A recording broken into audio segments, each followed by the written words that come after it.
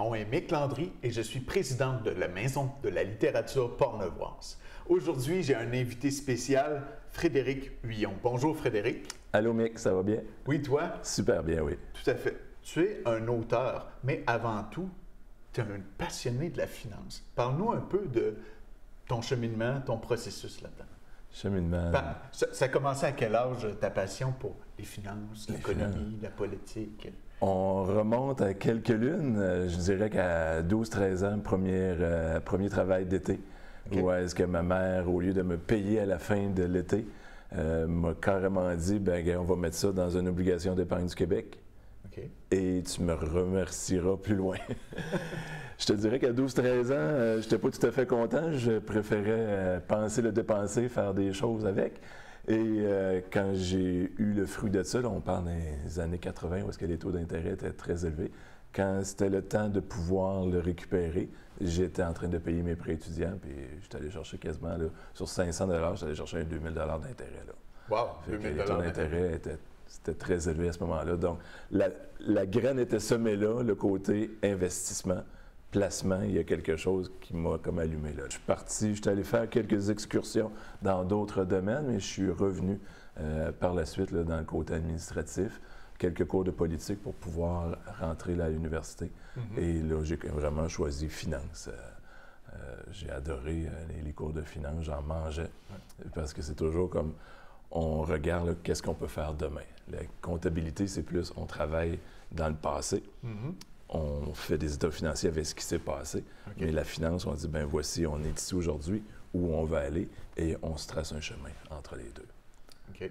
Et puis, donc, tu es diplômé, tu as ton BA. Oui, mon bac en administration des affaires, option finance, et j'ai plus de cours qu'une personne à ce moment-là. C'est sûr que ça a pu vraiment force parce que ça fait quelques années que je l'ai passé. Mm-hmm. Mais quand je l'ai passé, j'avais des cours de comptabilité supplémentaires. Ça m'a amené à faire d'autres choses. J'ai enseigné la comptabilité 2 ans de temps. Donc, toi, si je résume, ça fait des années que tu es un passionné de ça. Tu as même suivi des cours académiques là-dedans. Et puis, aujourd'hui, tu es travailleur autonome. Exact, oui. Quels sont les genres de services que tu peux offrir? OK. À la base, mon travail de base, c'est vraiment une clientèle d'impôts que je grossis d'année en année. Okay. J'ai quelques clients là, de comptabilité, donc les fameux rapports TPS et TVQ aux 3 mois. Et j'ai un peu de services de paye là, que je fais là, à quelques clients. Donc, ça, c'est la base. Okay. Et là, ben, j'essaie de grossir un peu ma business, oui, mon entreprise, mais du côté plus entrepreneur, info-entrepreneur avec le côté auteur. Justement, on est là pour ça, parler de ton livre « Améliorer ses finances, un art à maîtriser ». Pourquoi ce titre-là? Bien, ça a comme commencé en 2011-2012, j'ai comme commencé à écrire des lettres. Je me suis dit, tiens, mes clients d'impôts, je vais leur donner de l'information. J'ai toujours aimé vulgariser des choses. J'ai aidé quelques personnes dans mon passé, point de vue scolaire, même si moi j'avais des difficultés. Je pense que ça m'a aidé à un moment donné à devenir comme professeur et apprendre encore mieux de cette façon-là. Donc, en 2012, j'ai comme créé 12 lettres financières qui sont encore accessibles sur mon site web. Mm-hmm. Et quand mes clients d'impôts sont arrivés en 2012, pour l'année 2011, bien, je leur disais, donnez-moi votre courriel. Puis je vous envoie, là, c'était très manuel, très clérical. Tous les mois, je regardais à qui j'avais envoyé. J'envoyais la lettre de janvier, donc sur les objectifs versus les résolutions. Février, c'était les REER. Donc, il y avait un sujet particulier pour chaque mois. Et j'envoyais manuellement aux clients qui m'avaient envoyé. Ce que ça le fait, bien, en 2013, quand mes clients sont arrivés, bien, en plus de me poser des questions sur leur impôt qu'ils faisaient, parce qu'ils voyaient bien que j'avais certaines connaissances que j'étais capable de répondre, bien là, ça s'est agrandi, je dirais pas la tendance, mais les questions ont été plus larges que les impôts. Donc, on commençait à parler un peu finances personnelles. Justement suite à ça. Donc, une autre graine qui s'est semée à travers de ça. J'ai dit, tiens, pourquoi que j'écrirais pas? Quand on ouvre ton livre, on peut voir des préfaces et des mots de gens qui ont lu le livre, qui l'ont apprécié, qui t'ont appuyé en préface, dont, entre autres, Guy Cabana, qui est un conférencier, Lynn Leclerc et Vincent Fournier. Peux-tu nous parler un peu de ces collaborateurs-là, dans un sens? Vincent Fournier, c'est lui qui a écrit la préface de mon livre.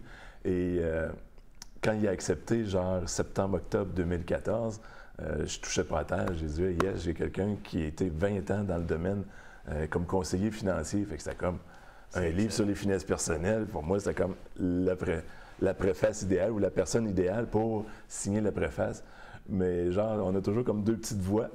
La deuxième petite voix, elle dit « Ouais, mais s'il décide de ne pas le signer, ça veut dire que ça vaut pas cher ton affaire. » Oui, c'est la contrepartie, là, c'est un risque. Puis, il m'a quand même fait une super de belle préface là, qui a trouvé là, ce que j'ai écrit était bien. Puis, quelque part, ça allait dans le sens aussi, je l'avais écrit, vraiment, c'est mes tripes que j'ai mis là, à travers ça, toutes mes connaissances sur les finances et vraiment d'un côté pratico-pratique, comment est-ce qu'on peut améliorer ses finances de base. Donc ça, j'ai vraiment aimé. Lynn Leclerc, c'est une connaissance que je n'ai jamais rencontrée physiquement. Une connaissance qui est coach. Je ne sais même pas dans quelle région, j'allais dire une région, mais je ne sais pas où elle est exactement. Et on parlait dans le temps que j'écrivais et tout ça, elle m'a comme donné des premiers cues sur l'écriture et tout. Et je lui ai demandé si elle était prête là, à me faire. Et je sais qu'il y a une partie qu'elle a beaucoup aimée parce que je touche un petit peu de coaching, parce que je m'enligne sur du coaching financier, donc j'ai un peu de psychologie et tout ça à travers mes apprentissages de base. Fait qu'elle a comme aimé il y a une partie dans le livre où est-ce que je touche beaucoup sur... ça vient chatouiller le coaching. Et Guy Cabana, bien ça, c'est un concours de circonstances. J'avais été, je pense en 2011-2012, Jean Nadeau avait fait une conférence à Québec. Parc du baseball, là, juste à côté, je me souviens pas le nom, là, Victoria ou quelque chose comme ça. Je m'avance. Et un an après, il revenait avec Guy Cabana. Donc, il faisait Hulk versus Yoda. Donc, Hulk, c'est Jean Nadeau, il disait vraiment, j'étais donner de coups de pied là, au derrière pour faire avancer les gens. Puis Guy Cabana, c'est plus le sage. Donc, ils se sont confrontés sur scène au même endroit. Et est-ce qu'on sait c'est qui a gagné? Il y avait pas vraiment de Et à la fin, il nous donnait son livre, Guy Cabana. Et quelques temps après, il refaisait ce même exercice-là de conférence, je crois que c'était à Montréal, et il envoie sur Facebook les premiers auront mon livre gratuit. Ou, il a comme envoyé une invitation ou une offre quelconque. Puis, tu me connais un petit peu, j'aime agacer, tout ça, taquiner. Puis je l'ai comme envoyé en douce en disant, ben est-ce que tu serais capable ou de me signer un témoignage? C'est pour moi, c'est un auteur conférencier mondial. Pour moi, c'est comme, j'envoie, moi, on essaie, au pire, c'est non. Il me dit oui, yes. J'ai envoyé mon livre en format électronique avant qu'il soit imprimé. Puis il me fait un beau témoignage là-dessus. Ça a été des témoignages intéressants. Là. Oui, tout à fait. Justement, dans les témoignages, ce que je lisais, c'est que ça parlait que c'était, même si le sujet peut être lourd, je veux dire, pour beaucoup de gens, les finances, ils ne veulent pas y penser, ou du moins... c'est un sujet encore à démystifier puis à simplifier, justement. Puis justement, après ma lecture aussi, je trouvais que tu rendais tes notions, puis on apprenait sans s'en rendre compte. C'est simple, et puis l'histoire coule bien. Peux-tu nous parler peut-être un peu le synopsis du livre? Parce qu'il y a aussi comme une histoire à l'intérieur. C'est pas juste un livre où on apprend des choses. Donc, et puis, peux-tu nous parler du synopsis, des personnages, de l'histoire en général? J'ai basé l'histoire sur une étudiante qui sort de l'université et qui voit un concours.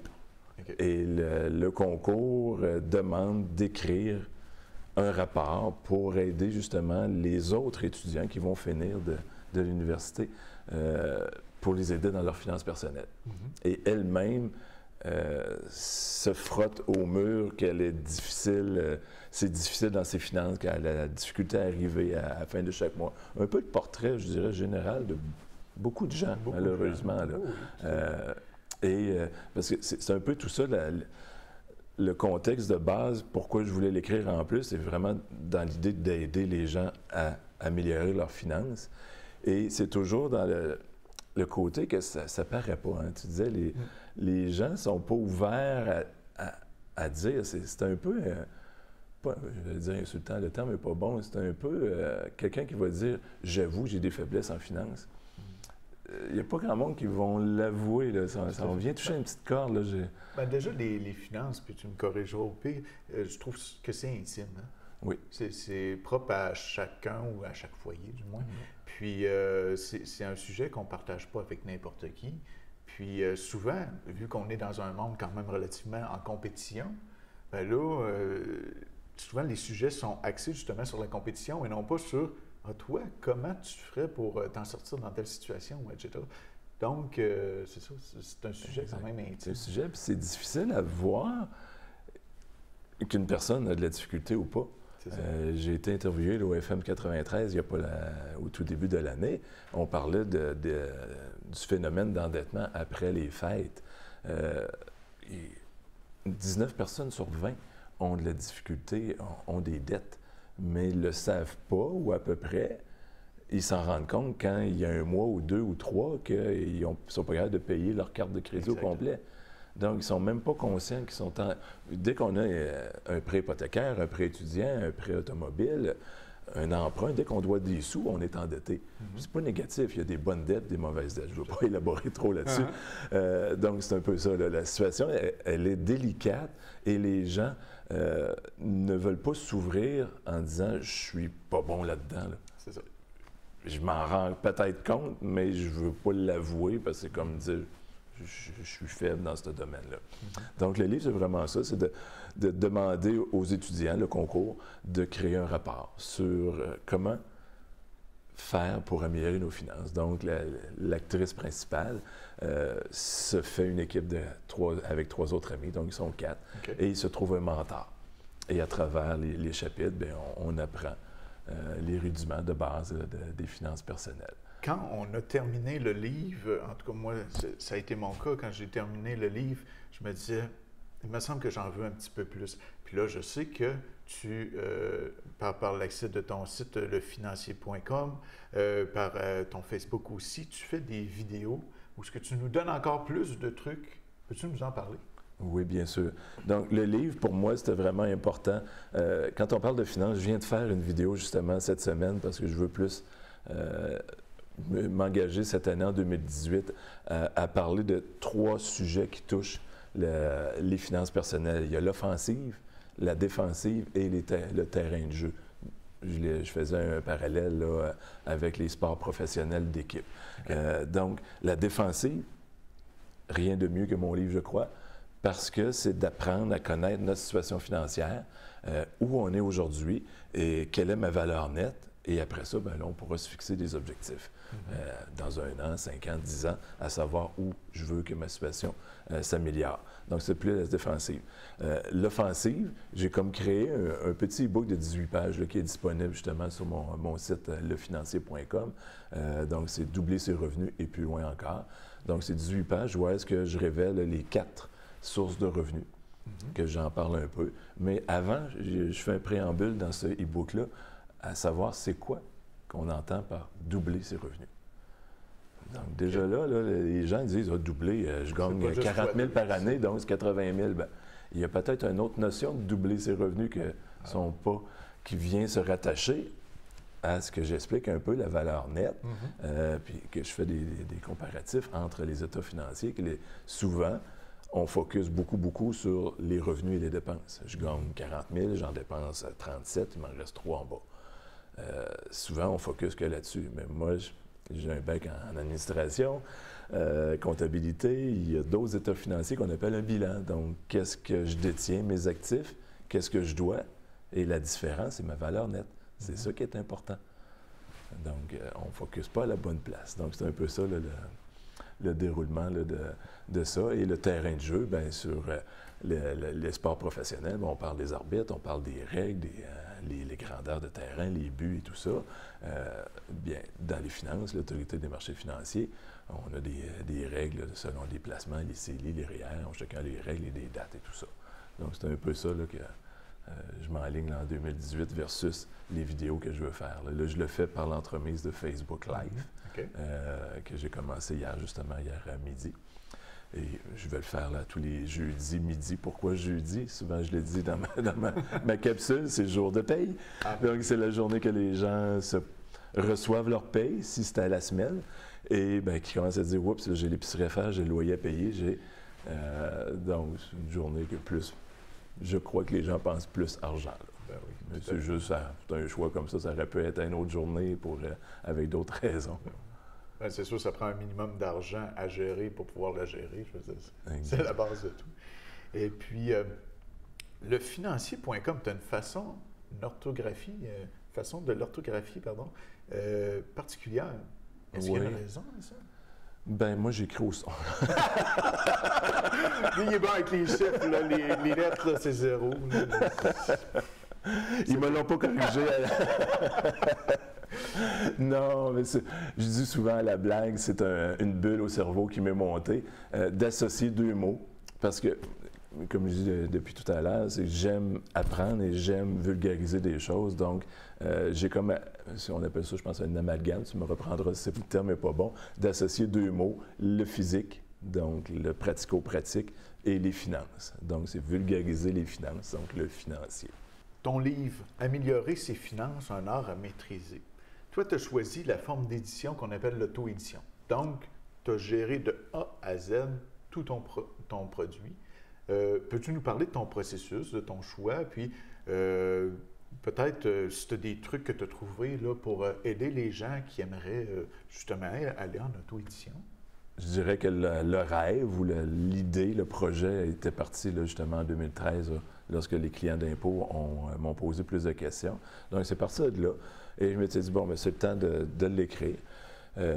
Et quant au choix de l'auto-édition, c'est peut-être, je me voyais pas si grand dans toutes les librairies et tout. C'est comme, on va desservir.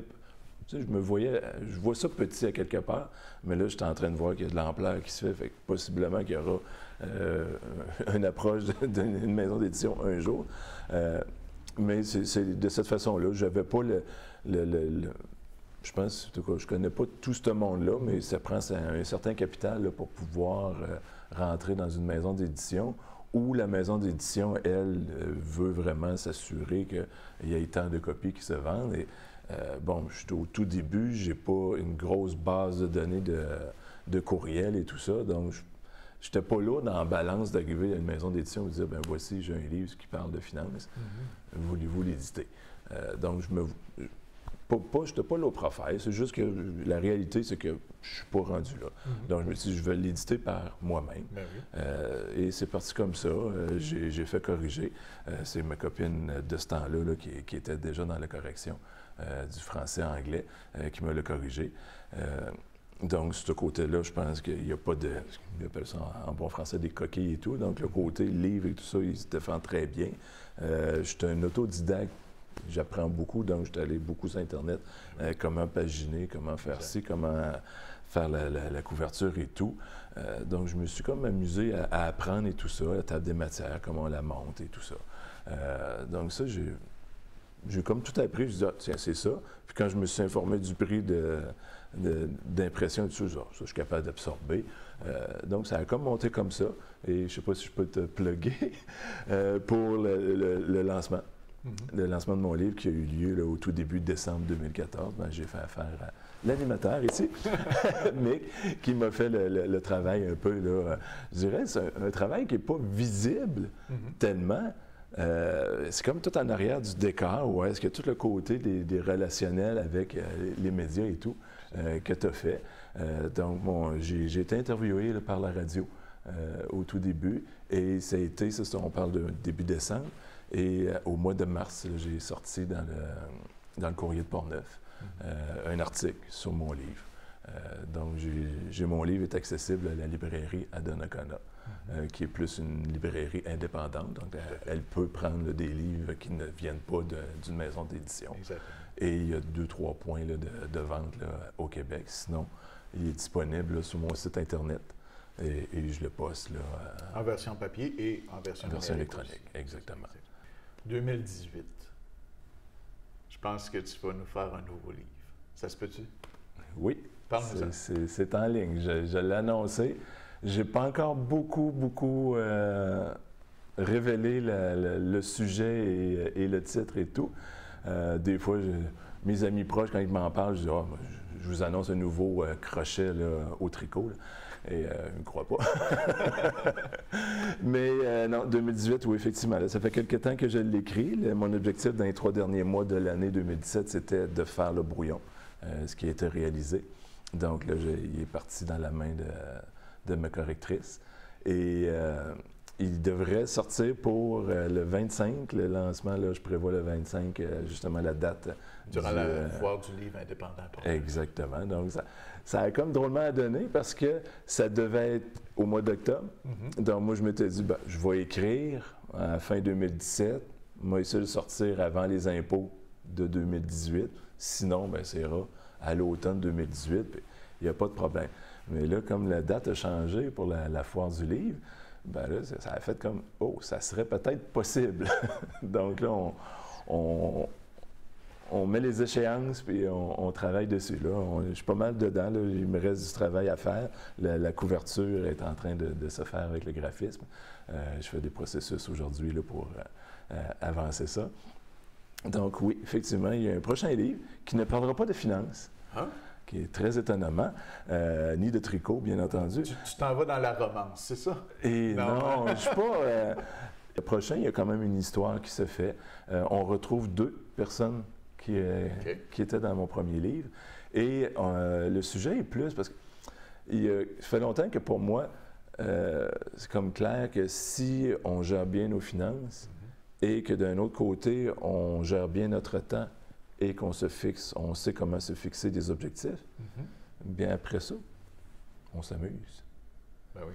Donc, le prochain livre est plus sur la gestion du temps, des événements, des projets, versus se créer des objectifs. Okay. Donc, je le fais d'une façon pratico-pratique encore une fois, et qui va amener, parce que le pourquoi de cette idée-là, parce que tout devient dans un sens que à rencontrer des gens, ma clientèle d'impôts ou d'autres gens là, dans ma vie courante, à un moment donné, c'est comme s'il y a comme un petit doigt qui me dit hey, on dirait que les gens auraient besoin d'eux. C'est ça. C'est comme ça que ça éveille à un moment donné.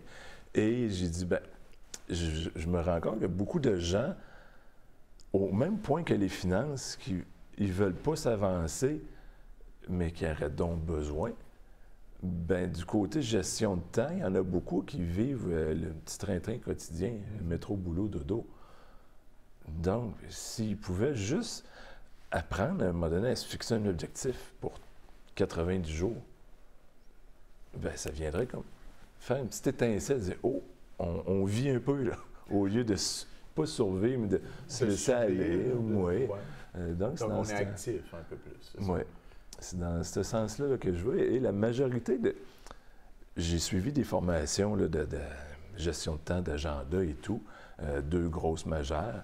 Et j'ai lu quelques livres dans ma bibliothèque de gestion de temps.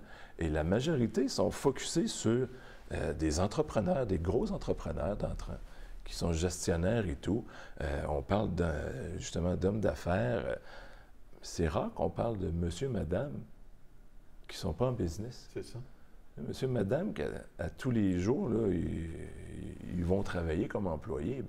Ils ont le droit d'avoir des objectifs et de créer des choses. Tout à fait. À leur ambition à eux, leur niveau d'ambition. Donc, c'est un peu cette catégorie-là que je veux plus viser. Et étonnamment, je sors une statistique là, qui va être dans le livre, il y a tout près d'1 personne sur 4 qui n'ont pas d'agenda. Dans ton processus, justement, j'en ai parlé tantôt, l'auto-édition, tu as géré toutes tes choses, puis ça. Ce que je trouve intéressant, c'est que tu n'es pas resté tout seul dans ton affaire. Tu es allé te chercher des gens, tu es allé te chercher des collaborateurs. Puis comme éditeur, c'est un peu ce que je dis aux gens, c'est vous n'avez pas nécessairement besoin d'un éditeur qui va gérer pour vous les choses, ou etc., mais vous avez besoin des gens, parce que c'est des gens qui vont lire votre livre. Puis plus que vous vous entourez de d'autres gens, plus que votre livre va rayonner. Et puis, je pense aussi avec tes vidéos live puis tout ça, en tout cas, moi, tu m'apparais comme un gars très accessible, tu sais, très proche des gens. Et puis, comment tu vis ça? Comment t'aimes penser au futur? On parlait de conférences tantôt, peut-être, ou des choses comme ça. Oui. C'est sûr que 2018, là, la période d'impôt s'en vient, donc la préparation est là. Et après les impôts, je vais vraiment plus ouvrir. Ça fait 2-3 ans que j'y pense. Puis je suis comme, je suis pas prêt, je me sens pas à l'aise.